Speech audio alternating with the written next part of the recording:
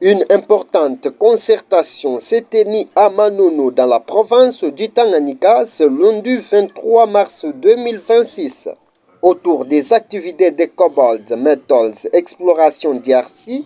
Autorités locales, leaders communautaires et différentes couches de la population ont échangé sur les enjeux liés à l'exploration minière dans la région. Dans la grande salle paroissiale de Manono, l'administrateur du territoire a procédé au lancement officiel de ce cadre, marquant ainsi le début d'un dialogue direct entre l'entreprise et les communautés locales. Objectif de ces assises, permettre à Cobalt Metals Exploration DRC, encore en phase d'exploration à Manono, de se présenter, d'exposer ses projets et surtout de recueillir les attentes et préoccupations des populations susceptibles d'être impactées par ces activités. Pour encadrer les échanges, le professeur ordinaire Ilunga Yolulantalwa de Gracias a rappelé les principales dispositions du Code minier congolais.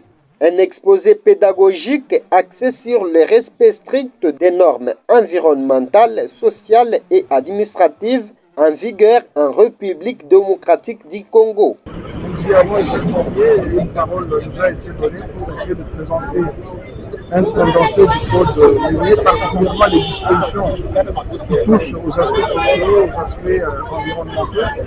Et donc nous avons pu brosser l'essentiel de la matière à l'attention des participants. Au cours des discussions, les autorités et leaders communautaires ont insisté sur l'application rigoureuse des lois minières et des procédures établies. De leur côté, les communautés locales ont exprimé leurs inquiétudes face aux éventuels impacts environnementaux et sociaux, tout en appelant à des engagements clairs, transparents et responsables de la part de l'entreprise. La jeunesse est fortement mobilisée à placer l'emploi et l'insertion socio-professionnelle au cœur des attentes. Le président ad interim du Conseil territorial de la jeunesse a appelé au respect et à la patience, tout en plaidant pour la priorité à la main-d'œuvre locale. Ce que nous devons signaler à la communauté ou à la jeunesse qui prétend être engagée, c'est d'être patient. Jusqu'à présent, la société Cobalt n'a pas encore engagé. Ils sont dans une phase d'exploration.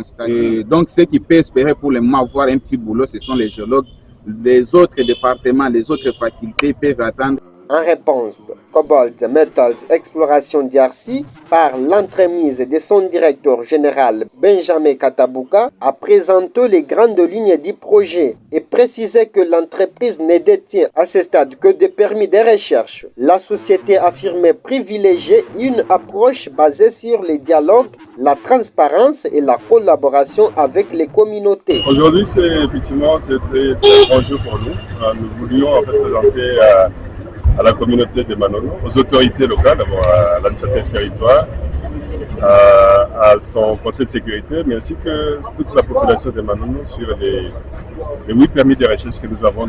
Ensuite, les travaux que nous projetons faire dans cette Donc il s'agit des permis de recherche et le projet c'est de pouvoir explorer dans ces permis de recherche, en espérant en fait y trouver des gisements que nous pourrons en fait développer. C'est que nous sommes à Manono, nous voulons avoir une relation assez étroite avec les communautés locales. Nous sommes des voisins et nous voulons en fait vraiment établir cette relation de voisinage, de bon voisinage avec les communautés locales, qui, je l'espère, va nous accompagner pendant tous nos projets ici sur place. Entre espoir de développement et préoccupations légitimes, cette phase d'exploration suscite de fortes attentes dans une région confrontée à de nombreux défis socio-économiques. Les populations locales attendent désormais des retombées concrètes et durables.